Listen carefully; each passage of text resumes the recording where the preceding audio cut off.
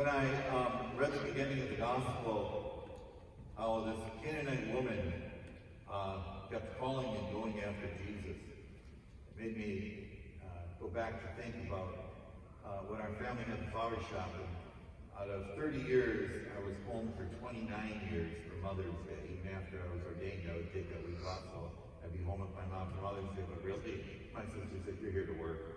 So we see each other as we eat lunch in the flower shop. And the first couple of years, my mom was working, but my mom would still come down and work with us after hours and deliver and answer the phones. Well, in the first couple of years, she would drive us crazy because there's a time on a holiday when you just cut off orders anymore. You don't know if you have enough flowers to fill them. You just don't know if you're going to get them delivered.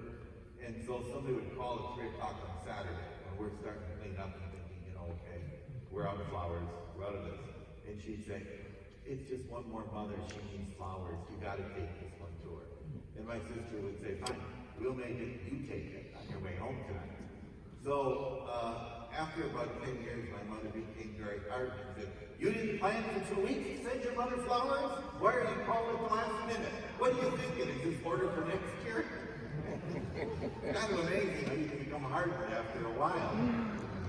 And I was thinking about that last night as I read this gospel. But, today, Jesus and the guys are tired.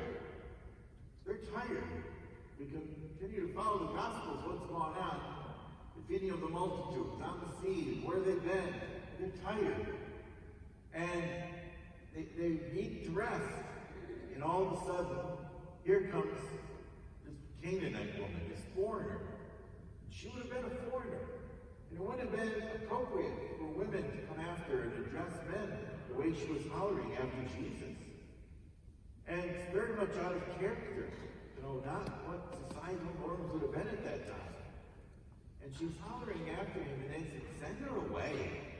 Get rid of her. Send her away." Well, at first, Jesus' response to her, in his dialogue with her, mirrors the behavior of the disciples. He said, "It's not right to throw food to the dogs." She's asking for her daughter to be healed, and he calls her a dog. There's a real kick in the pants.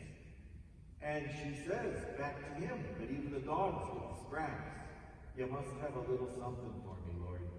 You must have a little something. Help me save my daughter." When I read that last night, I thought of so many parents I've known over the years whose prayer was exactly that. "Lord, take care of my child. Lord, send that miracle for my child. Help my child get through this."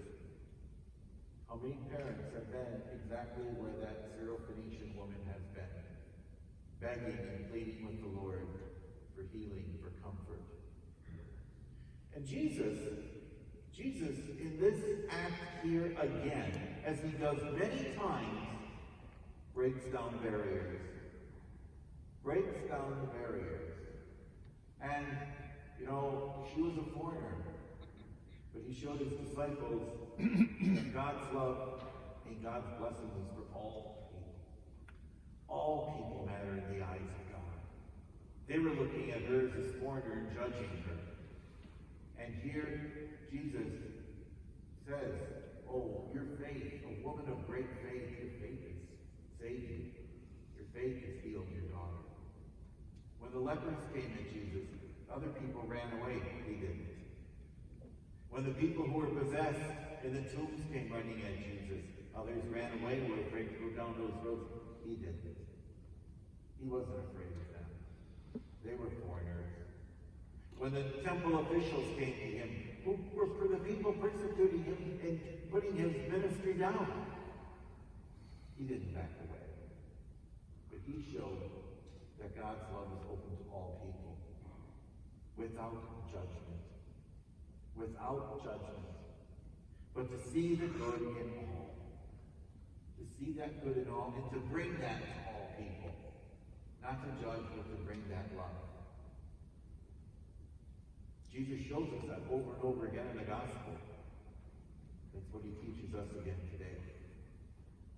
bring God's love to all people, even the ones who are most difficult to love.